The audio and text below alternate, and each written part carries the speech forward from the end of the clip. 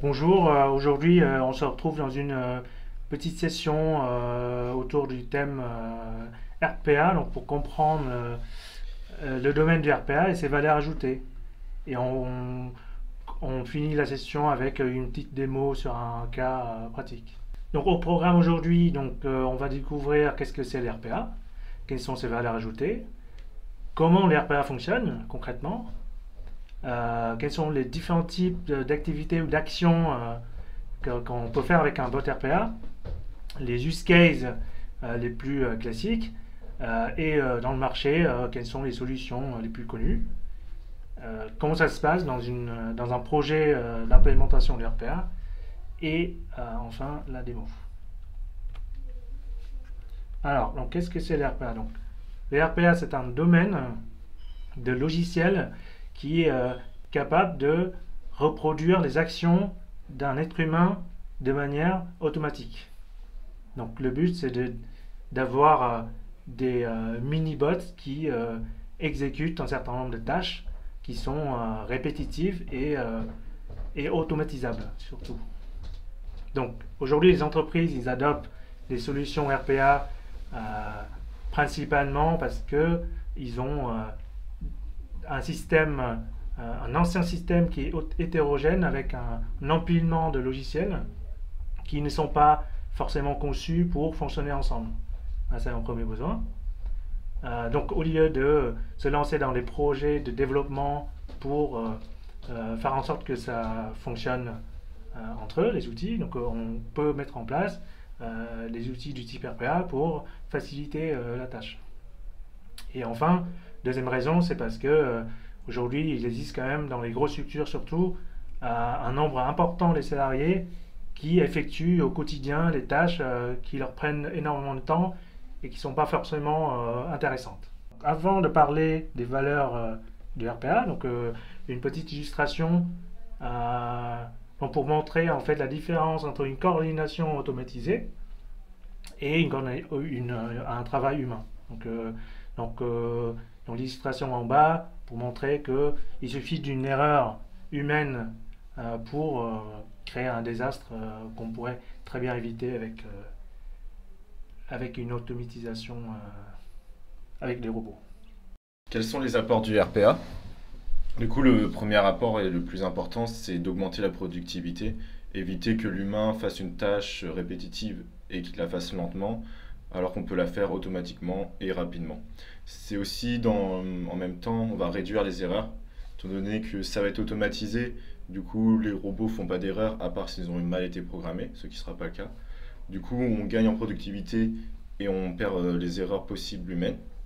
Et ça va surtout, du coup, dans ce cas-là, permettre au métier de se concentrer sur les activités plus signifiantes. Étant donné qu'on va réduire, en fait, on va retirer toutes les tâches à valeur non ajoutée et qui n'ont pas d'intérêt pour le métier, intellectuellement, pour qu'il se concentre sur les tâches où là il y a un intérêt intellectuel pour lui et aussi pour l'entreprise. Du coup, on va réduire aussi toutes les tâches manuelles de correction, de saisie, de copie ou même de renvoi, de transfert. Et on va améliorer la qualité de la donnée.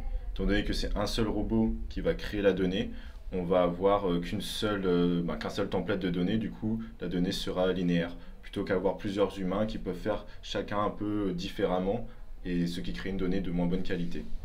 Du coup, on a le plus grand apport, c'est de gagner en productivité et de perdre en erreur et de créer ce qu'on appelle l'employé amélioré. C'est un employé qui travaille pour des activités signifiantes et auxquelles on a retiré toutes les activités chronophages et qui n'ont aucune valeur ajoutée. Concrètement, comment ça fonctionne? Il existe en fait deux types de bots en général. Le premier qu'on appelle le mode assisté. C'est des programmes, des bots qui fonctionnent avec une partie de validation qui nécessite en fait une validation humaine sur des manipulations, typiquement les validations de paiement, des actions un peu plus critiques. Donc là, le robot va préparer le travail et demander la validation de la part de l'être humain. Donc à l'opposé, on a le mode autonome. Donc là, le bot est capable de prendre la chaîne de traitement automatique de bout en bout. Donc il est capable de traiter un process, peut-être une partie d'un process de manière complètement autonome. Alors, pour résumer un peu les différentes manières pour créer ces fameux bots, donc on a trois manières de le faire. Soit il existe des outils qui nous permettent de très facilement en faisant glisser-déposer, donc pour configurer les actions, donc un enchaînement d'actions automatiques. Soit ça peut être programmé avec du code, ou alors aujourd'hui il existe des robots dits intelligents qui sont capables, à partir d'un entraînement suffisant, capable de déterminer l'action à faire voilà. Très rapidement sur l'architecture, donc là on a un schéma d'archi qui est assez classique, hein, qui résume un peu. Vous prenez n'importe quel outil, n'importe quelle technologie d'RPA, donc vous retrouvez à peu près la même architecture. Donc on a une partie des postes de travail sur lesquels on a un bot créateur installé pour pouvoir programmer les bots. Les bots sont ensuite envoyés, publiés vers ce qu'on appelle la control room, donc la salle de contrôle. C'est là où on va programmer les exécutions des bots sur les différents postes de travail via les bot runners. Donc maintenant on va voir concrètement est-ce que peut faire un bot. Quels sont les différents types d'actions. Du coup, comme dit précédemment, le but du bot est de remplacer beaucoup de tâches d'humains. Du coup, on va voir l'utilisation d'applications. Du coup, le bot peut vraiment faire toutes les tâches presque possibles sur un ordinateur. Du coup, on peut consulter des emails, même récupérer les pièces jointes. On peut se connecter à peu près toutes les applications qu'on peut rencontrer en entreprise. Et on peut déplacer, modifier, créer des fichiers et des répertoires. On a aussi une partie du coup intégration que là, un humain ne pourrait pas faire lui-même tout seul. C'est se connecter à une API, lire et écrire dans des bases de données. On a également une partie capture de la donnée, où on va pouvoir aller sur un site web, un réseau social, et du coup parcourir le site et récupérer les données qui nous intéressent. Et du coup, à partir de tous ces endroits, on aura récupéré de la donnée, du coup des applications, des différentes API, bases de données et des sites web. On va pouvoir du coup la traiter en plus. Du coup, c'est-à-dire qu'on va pouvoir extraire par exemple la donnée des documents qu'on a récupérés sur les posts ou dans des emails en pièces jointes. On va pouvoir fusionner les documents ensemble donc pour créer une nouvelle donnée à partir de plusieurs sources. On va pouvoir remplir et valider des formulaires, du coup pour les envoyer dans d'autres applications pour créer de nouvelles actions. On va pouvoir effectuer des calculs et des règles logiques, du coup des if, then, else, du coup si j'ai ça, je fais ça. Et grâce à tout ça, en fait, on va pouvoir recréer tout un processus qu'un humain aurait fait lui-même. Et c'est compatible avec tous les environnements virtuels. Donc maintenant, on va voir différents use cases, quelques use cases classiques qui sont les use cases en fait candidats au RPA. Donc on retrouve en premier le traitement applicatif, donc tous les travaux qui nécessitent l'interaction avec une application, que ce soit pour saisir ou pour extraire la donnée depuis des applications. Donc on peut imaginer un bot qui fait un export depuis Business Object, depuis SAP, qui travaille sur Excel, qui saisit des informations dans Excel, etc. Et donc en deuxième, on a aussi tout ce qui est migration de la donnée, donc migration des données d'un système à un autre. Donc c'est un travail qui est assez fastidieux et qui potentiellement qui peut être qu'on pourrait gagner du temps en implémentant des bots. Et ensuite, on a tout ce qui est travail de vérification et de contrôle. Donc typiquement, si on est dans par exemple, un processus de comptabilité, donc dans lequel on doit vérifier on doit s'assurer que la commande qu'on reçoit correspond bien à la facture et que les montants ne contiennent pas d'erreur, par exemple. Typiquement, donc c'est quelque chose qu'on peut très bien implémenter en RPA. Donc, après, il y a tout ce qui est préparation des rapports, donc c'est un peu, ça rejoint un peu le premier point, donc c'est-à-dire que le bot, il va de manière automatique, suivant une fréquence déterminée, préparer des rapports pour gagner du temps, tout simplement. Donc il peut très bien se lancer la nuit, préparer les choses, et le lendemain, la personne arrive et du coup, elle a déjà tout ce qu'il faut pour commencer sa réunion. Et enfin, un peu plus technique, donc le bot il est tout à fait capable d'aller loguer les choses et lancer des alertes, etc. Donc, aujourd'hui sur le marché, donc on va voir sur le marché quelles sont les solutions les plus connues, donc, qui suscitent l'intérêt de la part du marché. Donc on retrouve un rapport ici, on est sur un rapport de Google Trends qui montre en fait que sur le marché depuis 2014 jusqu'à aujourd'hui à peu près, donc on a 4 éditeurs principaux qui ressortent du lot, donc qui sont Automation Anywhere, UiPath, Bull Prism et WorkFusion. Donc ce sont les 4 solutions, les 4 éditeurs RPA qui sont aujourd'hui les plus connus. Donc, surtout UiPath qui à partir de 2017, donc qui a fait beaucoup parler d'eux. Si on s'intéresse au niveau par région, donc l'intérêt par région, donc on voit que donc UiPath, encore une fois, donc c'est très connu dans quasiment tous les continents. Et si on regarde un peu plus près au niveau de la France, donc encore une fois, donc UiPath c'est clairement le nom qui ressort le plus souvent, donc en termes de recherche, avec 71% contre 10% d'Automation Anywhere. Donc ici on a un graphique donc, qui liste à peu près tous les éditeurs qui proposent aujourd'hui soit des modules qui fonctionnent avec RPA, soit des solutions de plateforme RPA. Donc on retrouve les 3 éditeurs les plus connus qu'on a vu juste avant, UiPath, Bull Prism et Automation Anywhere. Donc ensuite on a tout un ensemble d'éditeurs de solutions.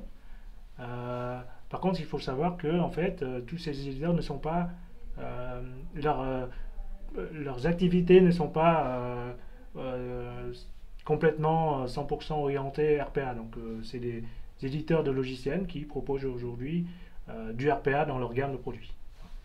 On va voir comment intégrer une solution RPA dans une entreprise.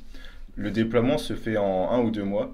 Le but sur le RPA, c'est d'être vraiment rapide sur le déploiement, étant donné que c'est quelque chose qui est encore très peu connu par le métier. Et c'est le métier en fait qui va en avoir le plus besoin et qui va être le premier à avoir ses retours utilisateurs.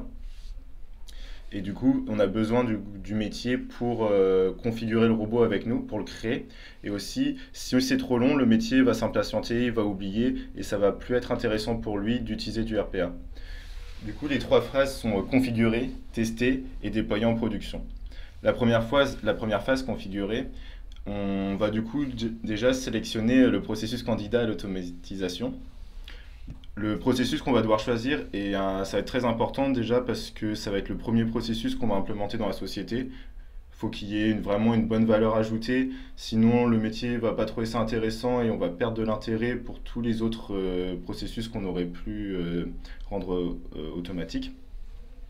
La première étape, c'est de voir avec le métier qui nous liste toutes les tâches qu'il fait et qui n'ont aucune valeur ajoutée pour lui et qui trouvent chronophages et qui ont vraiment, où lui ressent le besoin que ce soit automatisé.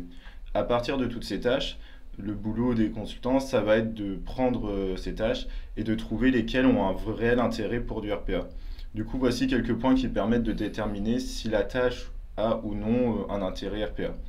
Du coup, il faut que ça ait un impact fort sur le coût.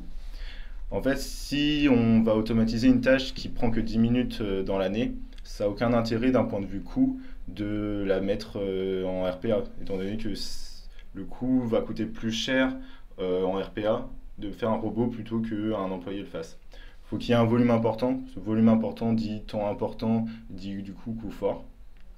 Et il faut également, un autre point qui peut être très intéressant, c'est les tâches avec énormément de sources d'erreurs, ou des sources d'erreurs humaines, où c'est l'humain qui va faire beaucoup d'erreurs en fait sur la tâche, et avec un robot, lui, il va pas faire d'erreurs. Du coup, c'est là où c'est intéressant de le faire pour éviter toutes ces erreurs et avoir une data d'une meilleure qualité. Où ça demande de la rapidité aussi, où l'humain va être long, va mettre peut-être du temps à trouver le papier, à aller chercher dans ses dossiers, sur les applications, où est-ce qu'il doit trouver les choses. Là, le RPA, lui, va trouver rapidement, qui du coup, il faut que ça ait un intérêt de rapidité. Où ça nécessite aussi plusieurs applications. Ça veut dire un outil, par exemple, où on doit aller chercher une facture quelque part, aller chercher le bon de commande autre part, essayer de faire le micmac de tout ça. Avec le RPA, il va aller beaucoup plus vite pour se connecter aux applications, et du coup, là, on a un intérêt. Il faut que ça fonctionne du coup, faut que ça fonctionne avec les outils legacy qui ne sont pas prêts à évoluer. C'est là l'un des plus grands intérêts du RPA, c'est que les outils legacy, on ne va pas pouvoir développer dessus des API, on ne va pas pouvoir automatiser à l'intérieur des tâches. Et là, le RPA, lui, va pouvoir venir se connecter dessus comme s'il était un humain et faire tout automatiquement alors que l'outil, lui, n'aura pas évolué. Et du coup, là, on a le grand intérêt du RPA, c'est parce que on a, en fait, c'est la seule solution qui peut faire l'automatisation sur des legacy. Il faut ensuite sélectionner le bon outil RPA. Tout dépend de l'utilisation qu'on veut en faire. Certains outils sont plus adaptés à certaines utilisations et d'autres à d'autres. Et ensuite, on va commencer à implémenter le bot. Du coup, toujours avec le métier, on va commencer à configurer et programmer le bot en partant des tâches manuelles et en les décrivant dans le bot. Ensuite, on va tester un bot pilote. Un bot pilote, c'est un bot où on va prendre le cas le plus classique, où il n'y a aucune exception, où c'est vraiment tout se déroule normalement. On va le tester, voir si ça fonctionne bien.